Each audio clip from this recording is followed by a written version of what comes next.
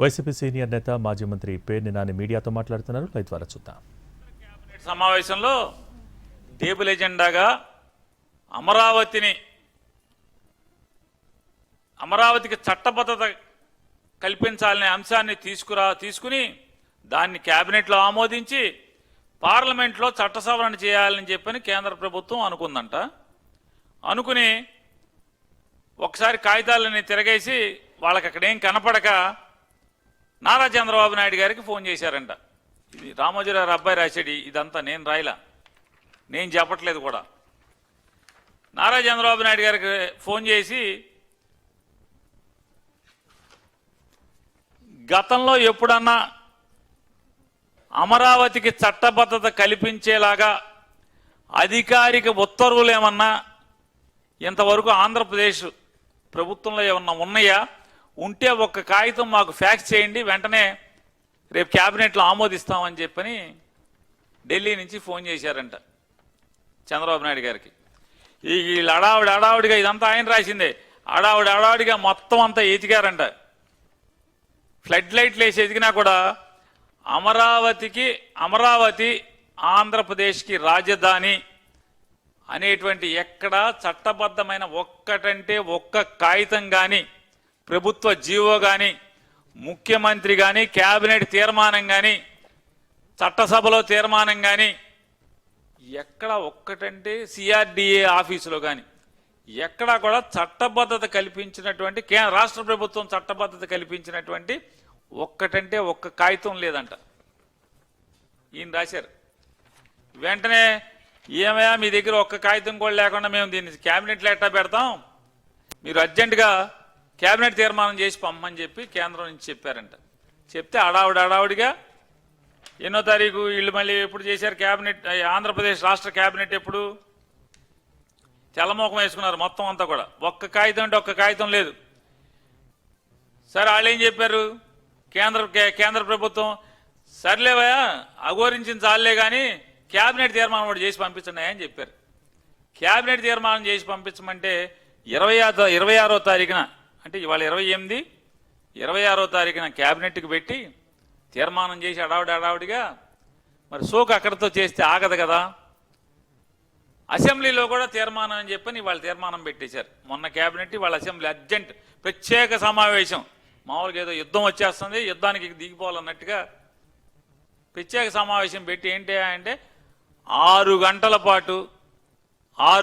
పాటు జగన్మోహన్ రెడ్డి గారిని తిట్టకుండా, అసలు నేను అడుగుతున్నాను, మొత్తం ప్రభుత్వ అంశాలన్నీ కూడా ప్రజలకి చెప్పేటువంటి ఒక మంత్రి ఉన్నాడు. ఒక విలేకరు అమాయకంగా అడిగాడు నిన్న మొన్న, సార్ ఇదేంటి సార్ అసెంబ్లీ పెడితే అవ్వదు కాదు సార్, కౌన్సిల్ కూడా తీర్మానం అవ్వాలి కాదు సార్ అని. అబ్బాయి ఏమక్కర్లా, నాకు తెలుసు అంతా. ఏంటి మీకు తెలిసింది? ఇది డ్రామా కాబట్టి కౌన్సిల్కి అక్కర్లా. నిజంగానే ఇది చట్టబద్ధత కల్పించడానికి చట్టసభలు తీర్మానం కావాలంటే కనుక అసెంబ్లీ అయితే అవుతుందా? అవ్వదు కదా. అక్కర్లేదన్నారు. అక్కర్లేదంటే ఏంటి? ఒక్క అసెంబ్లీ తీర్మానం చేస్తే వెళ్తే అయిపోతుందంటే దాని అర్థం ఏంటి? ఇది డ్రామా కంపెనీ అని కదా.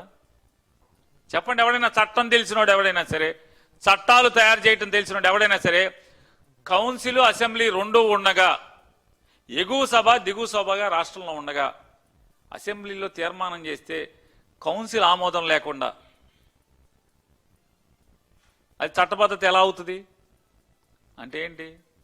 అసలు క్యాబినెట్లో పెట్టాకి టేబుల్ ఎజెండా కింద పెడదామని కేంద్రమే అనుకుంటే,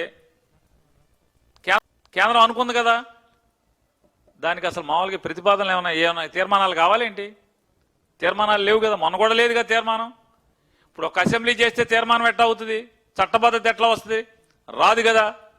అంటే కేవలం ప్రజల్లో ఒక డ్రామా కోసం మీరేదో అమరావతికి పొడి చేస్తున్నామని చెప్పనేది ఇప్పుడున్న రైతుల కోసం కాదు, పొలాలు ఇచ్చిన రైతుల కోసం. పాపం అమాయకులైనటువంటి 29,000 చిల్లర మంది రైతులు, ఎవరైతే 33,000 ఎకరాలు ఇచ్చారే వాళ్ళ కోసం కాదు ఈ డ్రామా అంతా.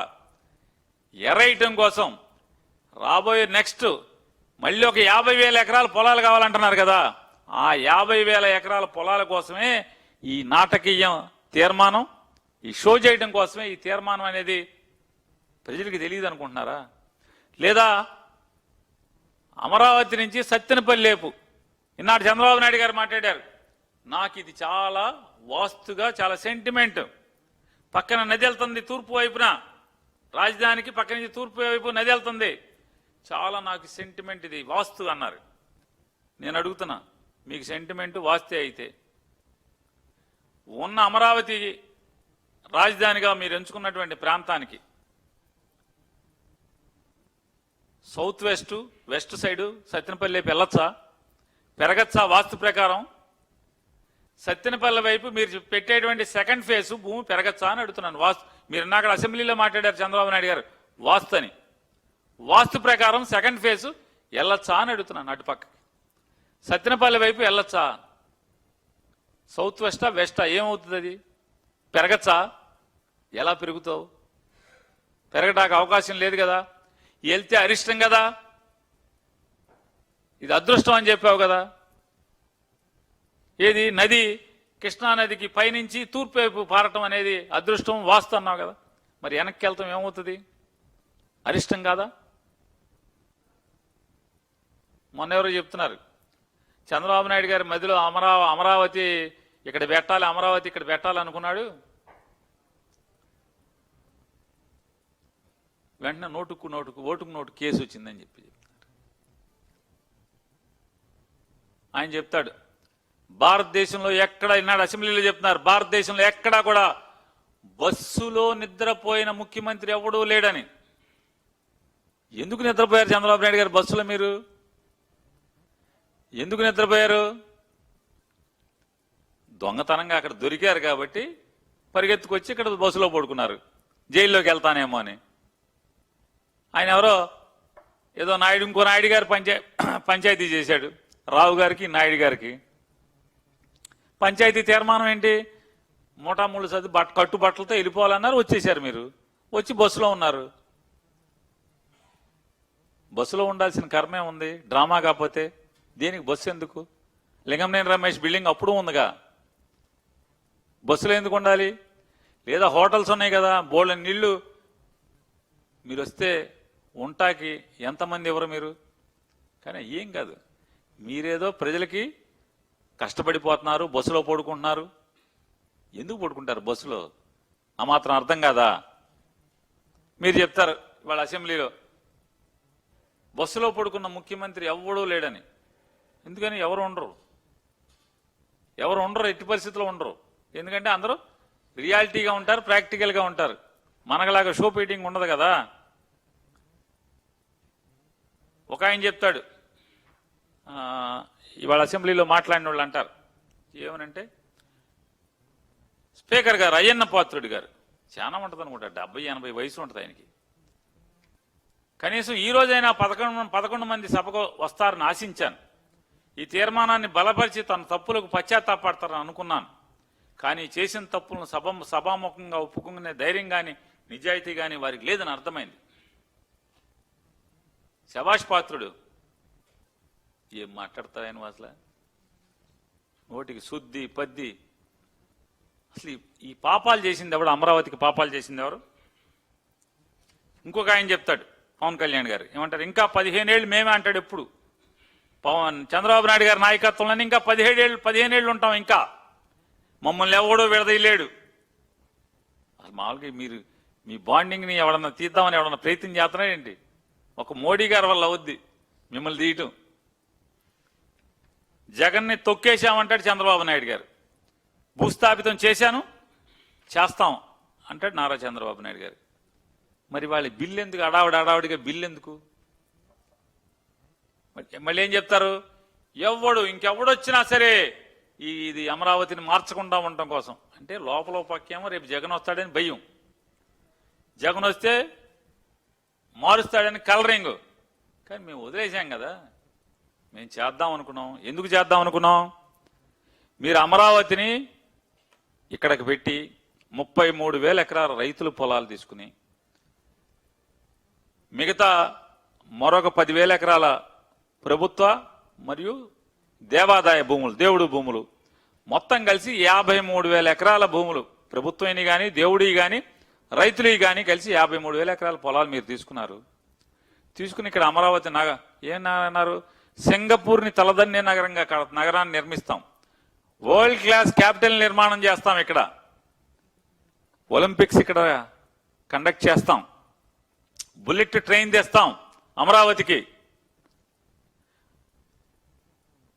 ప్రపంచ స్థాయి రైల్వే స్టేషన్ నిర్మాణం చేస్తాం. ఏం చెప్పారు మరి? ఏమైంది? 2015లో బిగిన్ చేశారు కదా. అంటే ఇన్ని చెప్పి ఏమన్నా అంగుళం కదిలిందా అంటే అంగుళం కదల్లా. మీ మీద మీకే నమ్మకం లేదు పవన్ కళ్యాణ్ గారికి, చంద్రబాబు నాయుడు గారికి. ఎవడూ మార్చకుండా అమరావతిని చట్ట సవరణ చేస్తామంటారు. ఏపీకి రాజధాని లేకుండా చేశాడు జగన్మోహన్ రెడ్డి అంటారు. అల్లరల్లరి చేశారు. ఎల్లియో మీడియా మీకు వంత పాడింది. తీరా చూస్తే పాపం చేసిందంతా జగన్మోహన్ రెడ్డి గారి మీద తోసి మీరు కదా చంద్రబాబు నాయుడు గారు చేసింది. జగన్కి ఏమో మసి పూశారు, అంటే బట్ట కాల్చి జగన్ గారు మొహం మీద వేశారు. పాపం చేసింది మీరే కదా. 29,966 మంది రైతుల దగ్గర నుంచి 34,400 ఎకరాలు పొలాలు తీసుకుని మీరు సమీకరించి సెల్ఫ్ ఫైనాన్స్ క్యాపిటల్ అన్నారు కదా. మీరు సెల్ఫ్ ఫైనాన్స్ క్యాపిటల్ అని చెప్పి ఏం చేశారు? 2014-19లో 5,335 కోట్ల రూపాయలు అప్పు తెచ్చారా తేలేదా? హడ్కో నుంచి 1,275 కోట్లు తెచ్చారు. సాలీనా కిస్తీ గాని వడ్డీ గాని కలిపి 106 కోట్లు కట్టాలి ప్రతి సంవత్సరం. అమరావతి పైన మీద గంట కొట్టారు, గుర్తుందా చంద్రబాబు నాయుడు గారు? మీరు బొంబాయి వెళ్ళి గంట కొట్టారు, ఒక గంట వేసి గంట కొట్టారు.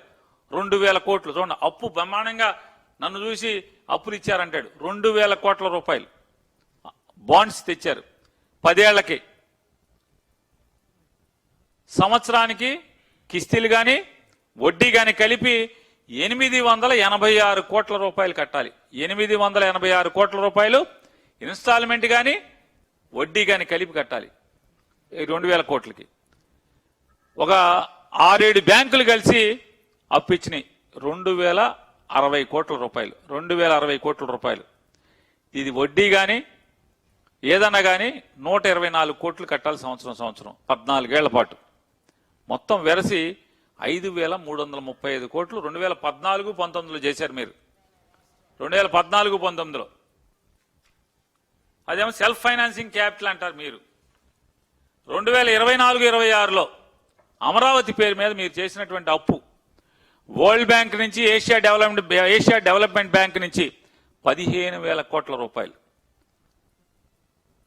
హడ్కో నుంచి 11,000 కోట్ల రూపాయలు, జర్మనీకి చెందినటువంటి ఫైనాన్స్ కంపెనీ KfW 5,000 కోట్ల రూపాయలు, ఇన్ఫ్రా ఫైనాన్స్ ఆర్గనైజేషన్ అయినటువంటి NABFID 7,500 కోట్లు, మిగతా అదర్ ఫైనాన్షియల్ ఇన్స్టిట్యూషన్ నుంచి 8,887 కోట్లు, వెరసి 47,387 కోట్ల రూపాయలకి ఇప్పటికి అప్పుల్ని శాంక్షన్ చేసుకున్నారు. దాంట్లో 13,000 కోట్ల రూపాయలు డ్రా చేసేశారు. ఈ అప్పుల్లో 13,000 కోట్ల రూపాయలు ఈ 2 ఏళ్లలో అమరావతి పేరు మీద అప్పు డ్రా చేశారు. మిగతాది శాంక్షన్ మంజూరు కాబడింది అప్పు 47,387. మీరు అంతకితంలో ఉన్నటువంటి 5 ఏళ్లలో 5,335 కోట్లు. ఈ 13,000 కోట్లు మీరు ఈ 2 ఏళ్లలో 20 నెలల్లో 13,000 కోట్లు డ్రా చేసి ఏం చేశారంటే 5,500 కోట్లు మొబిలైజేషన్ అడ్వాన్స్ ఇచ్చారు. 2,500 కోట్లు బిల్స్ పెట్టారు. 960 కోట్లు మీ ఉప్పు పప్పు కింద అప్పు చేసి పప్పు కూడలాగా డబ్బుల్ని మీరు డైవర్ట్ చేసుకున్నారు. 960 కోట్లని అమరావతి పేరు మీద అప్పు తెచ్చి డ్రా చేసి దాన్ని మీ అవసరాల కోసం డ్రా చేసుకున్నారు, మీ ప్రభుత్వం నడపటం కోసం. మీరు డైవర్షన్ల గురించి, డబ్బుల గురించి, అప్పుల గురించి, మితిమీరిన అప్పుల గురించి, డైవర్షన్ల గురించి జగన్మోహన్ రెడ్డి గారిని దూషిస్తారు, నిందిస్తారు. ఈ పాపాలు చేసింది ఎవరు? అయ్యనపాత్రుడు గారు. అమరావతితో రైతుల్ని ముంచింది, రాష్ట్ర ప్రజల్ని ముంచింది, మెడకి అప్పుల గుదిబండేసి రోడ్డు మీదకి ప్రజలను వదిలింది ఎవరు? చంద్రబాబు నాయుడు గారు కదా. ఇది కాకుండా